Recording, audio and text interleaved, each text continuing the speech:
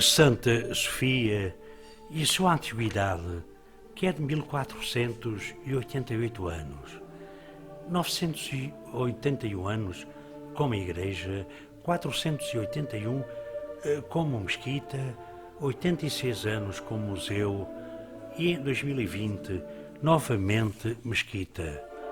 Foi então a 24 de julho de 2020, altura em que a Santa Sofia, a Hagia Sofia, Divina Sabedoria, em Istambul, voltou a ser mesquita. E se Atatürk pretendia construir um Estado laico, definindo a separação entre religião e património, Erdogan promove o compromisso político com a islamização e a reivindicação nostálgica do Império Otomano.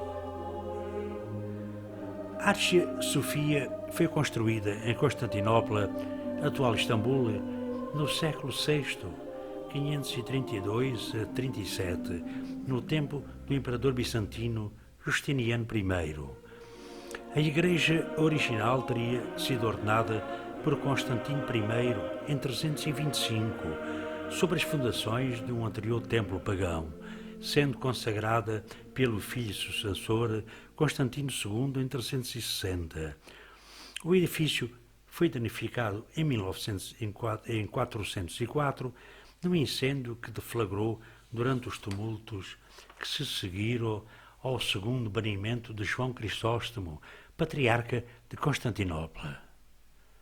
Recuperada então por Constantino I, o templo foi consagrado em 415 por Teodósio II, sendo novamente queimado durante a revolta de Niquée, uma revolta dos carros que havia nas corridas do hipódromo entre verdes e azuis, e em que Justiniano teria tomado posição para que a sua divisa vencesse. Depois do templo queimado, isto deu a Justiniano I a oportunidade de o substituir por uma construção magnífica, que se tornaria o símbolo do seu poder restaurado.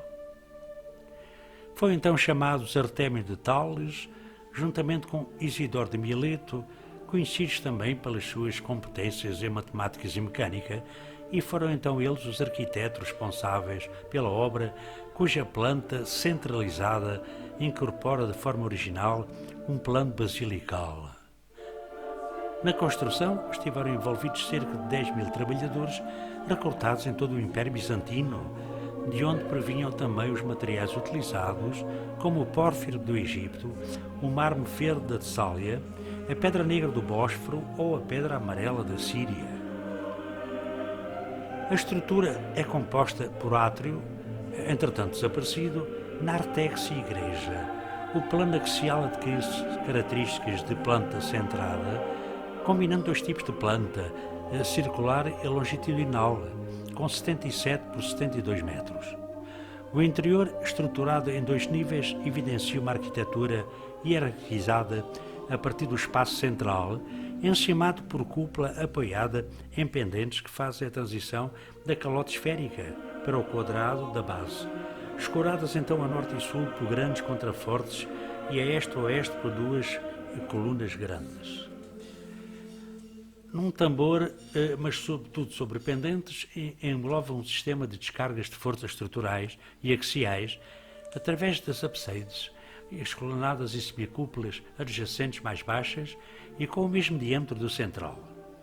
O interior é vasto e luminoso, conseguindo por um complexo sistema de fenestração, nomeadamente na base da cúpula e semicúpulas, vazadas por janelas em arco. Permitir então a entrada de luz confere uma maior beleza à estrutura e que, ao iniciar sobre o revestimento, em mosaico dourado, oferece sempre uma intencional atmosfera celestial e solar. O historiador bizantino Procópio de Cesareia, na obra de Edifices, escrita em meados do século VI, descreve então Hagia Sofia como uma igreja que, tendo sido construída com operários vindo de todo o mundo, se tornou um espetáculo de grande beleza e marcada por uma inefável beleza que combina a grandeza do edifício com a harmonia das proporções. A atual estrutura mantém então bastante do edifício de Justiniano, sem prejuízo das alterações que o tempo lhe causou, e apesar dos estragos provocados pelo terremoto em 558, provocou um colapso parcial da cúpula, após o que foi necessário construí-la numa escala menor e reforçar todo o edifício. No século IX, Santa Sofia foi novamente danificada, primeiro num grande incêndio em 859, depois pelo terremoto de 869 e o de 1989. Os trabalhos de restauro prosseguiram até 994, ano da reabertura, foram acompanhados pela renovação do espaço interno, incluindo imagens na sequência do período iconoclasta. Na segunda metade do século IX, uma grande quantidade de mosaicos e outras decorações figurativas, entre as mais relevantes, citam-se as imagens de Cristo Pantocrator e da Virgem Theotokos, Mãe de Deus, definindo os tipos iconográficos que influíram as suas representações na arte ocidental. Estas figuras religiosas tiveram representações dos casais imperiais de Sué e Constantino IX, Monómaco, Irene e João II Comeno. São então as únicas imagens em larga escala dos governantes dos séculos XI e XII, preservadas na capital, fornecendo então um manancial de informação sobre a época. Após a conquista turca de Constantinopla, em 1453, que marca o fim do Império Bizantino, o sultão otomano Mehmed II converteu a igreja em mesquita, adicionando-lhe então um minarete, torre exterior, usada para a convocação da oração.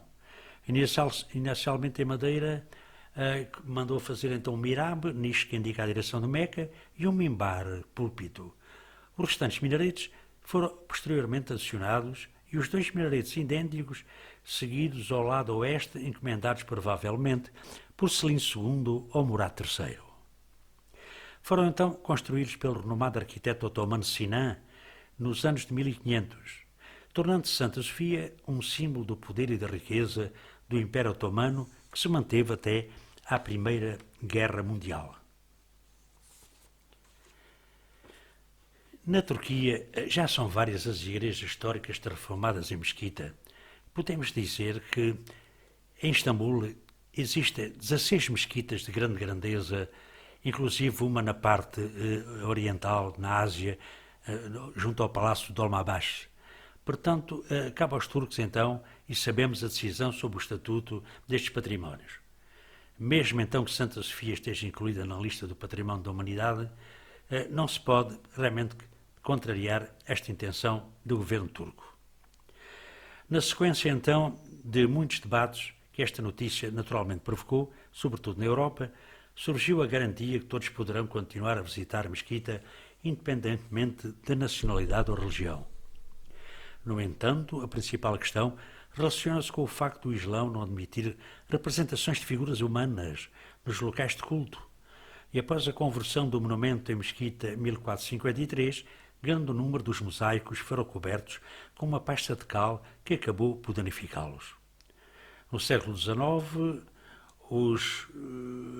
os arquitetos Gasparati e Fossati, sob as ordens do sultão Abdülmecit e no registro de Fossati, portanto, tornaram visível, após algum restauro, alguns rostos que continuaram cobertos, no entanto, deixaram visível uma restante decoração. Porém, agora parece estar garantida a preservação dos mosaicos, ocultando-os durante as orações através de cortinas e sistemas de iluminação ou raios laser, enquanto as orações individuais serão feitas em zonas sem decoração figurativa. As imagens da mesquita, durante as orações de sexta-feira, mostrarão então alguma solução, de certo modo sóbria e discreta, para ocultar os mosaicos. Pensamos assim que esta joia do património mundial poderá ser visitada por todos os credos e povos de toda a nossa humanidade e pensamos que se vai arranjar uma situação razoável para que este grande local possa ser visitado continuamente para a visibilidade de todos que amam a arte.